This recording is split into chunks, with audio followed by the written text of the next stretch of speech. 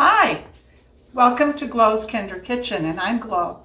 Well, today I have thought this morning, what can I share with you guys that would be different, that you probably maybe have not even had an opportunity to try before.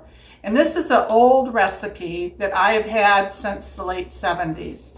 And to be honest with you, I have not made this in probably 10 years or so, but they are delicious. And it's called potato chip cookies. And that's exactly what it is. It has potato chips in it.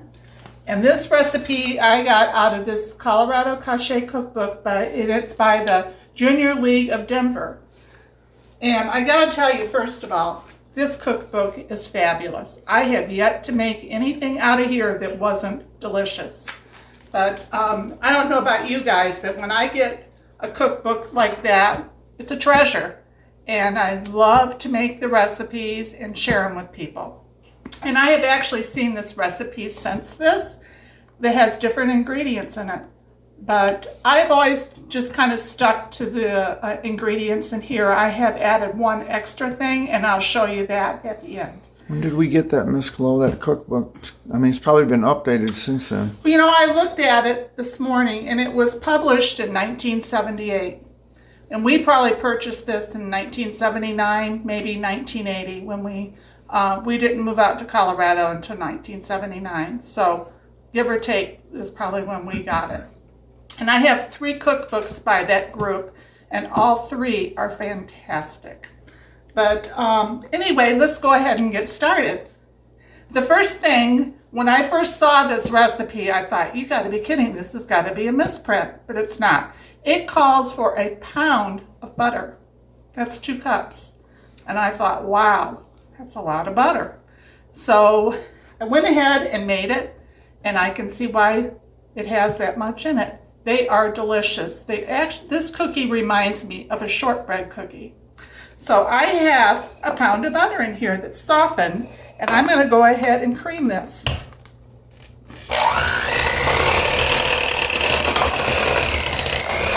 And I'll go ahead and cream this, and we'll come back and I'll show you the next step.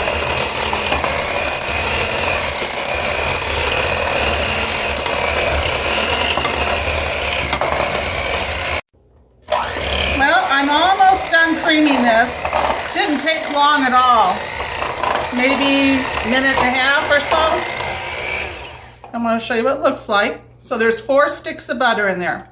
It's a lot of butter, Miss Glow. Yes, it is. And actually, this recipe says that you can use half margarine and half butter, but I don't use margarine. It's not near as healthy for you. Not to say that butter is real healthy for you, but this is by far better for you than margarine. So then the next step is you want to put in 1 cup of sugar. Now, I've seen recipes where they say they call for part of this to be all brown, brown sugar and part white sugar. Some of them say all brown sugar, but to be honest with you, I like it with the white sugar, so I've always just stuck to that. So I'm going to go ahead and put that in here. I'll put maybe 3/4 of a cup to start to cream.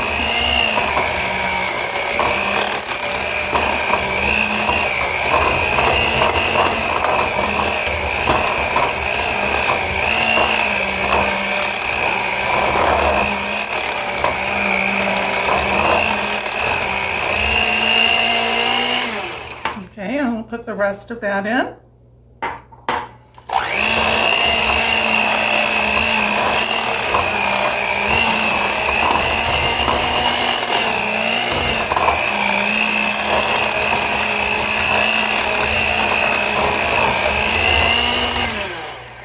There we go.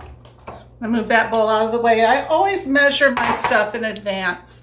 It just makes it easier when you're putting your recipe together. The next thing it calls for is 1 teaspoon of vanilla.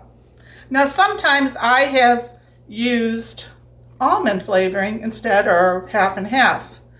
But today I'm putting pecans in this, and I think that pairs better with the vanilla. There have been times that I've put almonds in this, and when I do that, I definitely use the almond flavoring.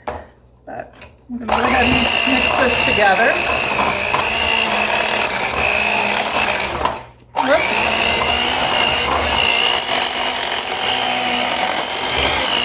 The key here is you just want want to get everything incorporated before we start adding the next elements.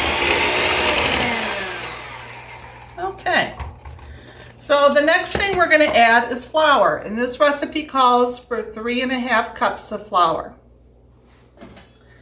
Now this recipe was designed for a high elevation. So if you live like down along, the seashore or something, I would decrease the amount of flour probably to 3.25 cups.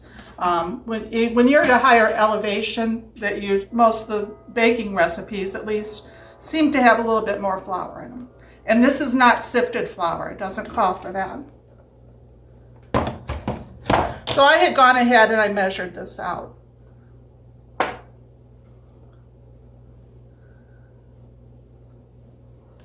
So as you can tell, I just started, this is 1/4 cup measuring cup. So there's about 3/4 cup here, maybe a half.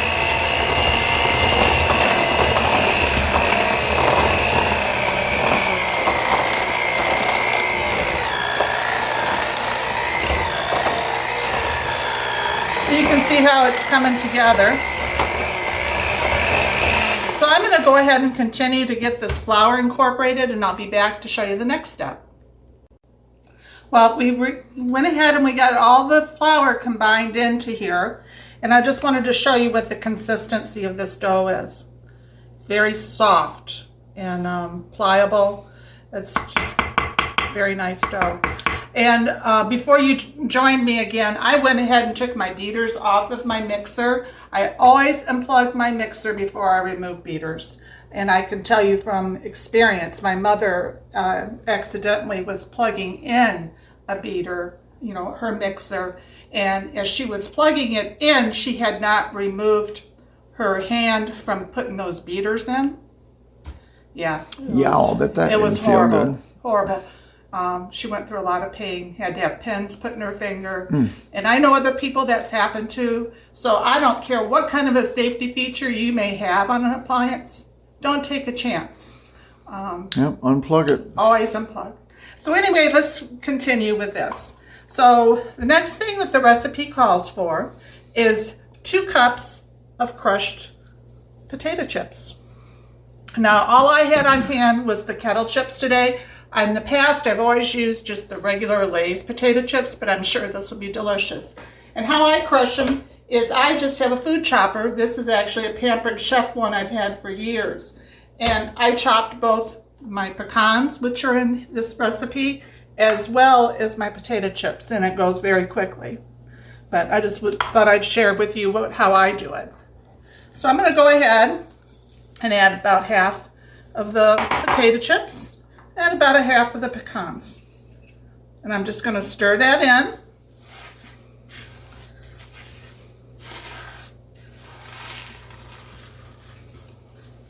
And I have seen recipes where people will add chocolate chips to this or butterscotch chips. So it's kind of endless what you can put in this. But people will ask you when they're eating this, what is in this? And they have never actually identified the potato chips at all. Of course, the nuts you can tell, but they're shocked when you tell them what's in it. As you can see, this recipe is something that your children could do, of course with assistance with the mixer, but it's very easy.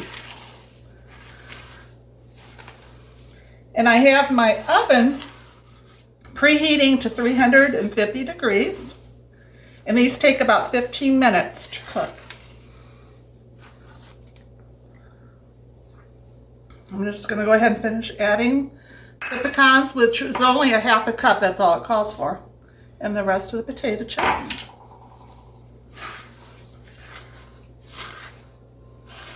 Should have your Danish whisk out here, Miss Yeah, Flo. I could have.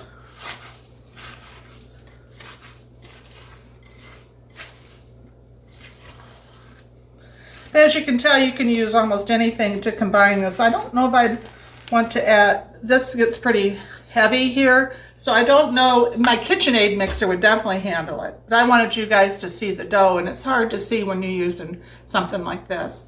I don't think this mixer, the motor, would handle stirring all of this. And we'll probably burn it up pretty quick.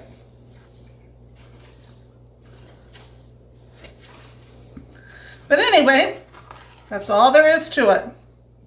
So now what do? Is I take, you can use just a spoon like this, and then another one to put your dough on your cookie sheet. I use a stone, but you can use whatever cookie sheet you have.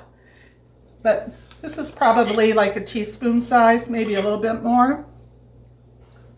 And you just put it on like that.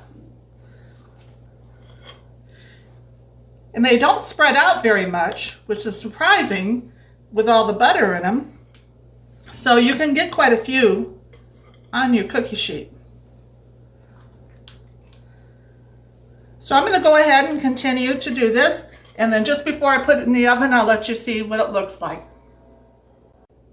All right, well, I got the first batch of cookies on here. There's 14. So I'm going to go ahead and put that in my oven that's preheated to 350 degrees for about 15 minutes, and I'll be back to show you what they look like. Well, I just took the cookies out of the oven, and it actually took 17 to 18 minutes instead of the 15.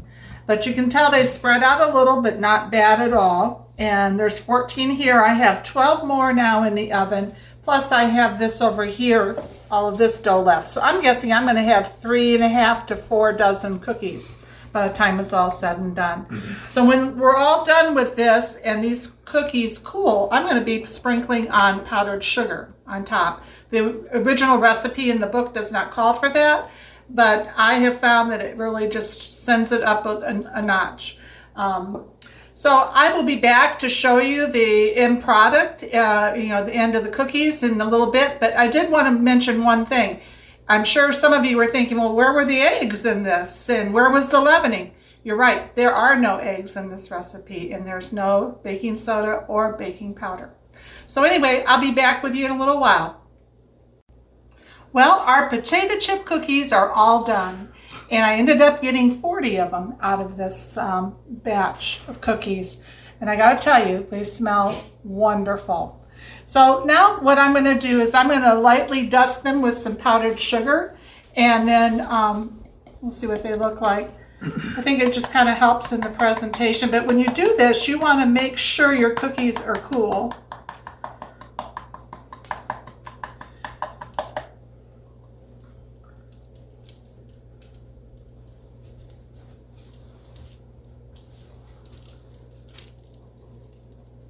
And the reason I'm doing it in layers, this particular setup, you can set it up in the cooling rack that it's in layers, so it doesn't take as much room up on your counter.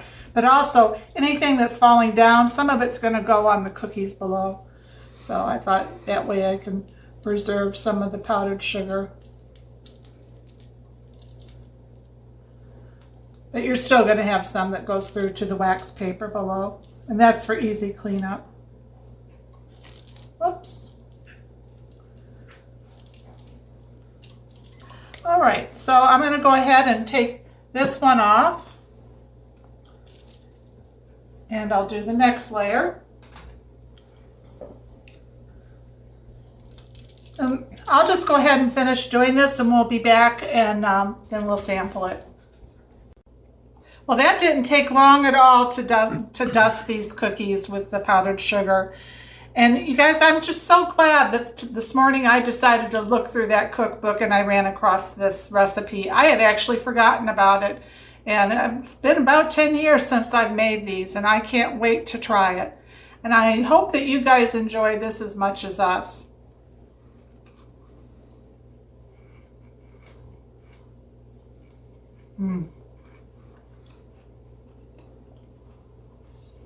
It is so good. It's light, buttery. You get that taste of the pecans in it.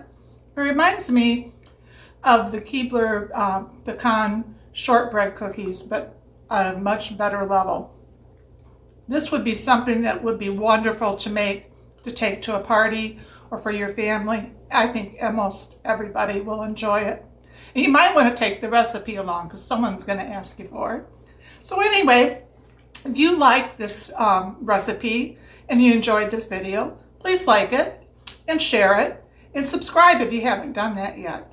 I hope you have a wonderful night. Bye.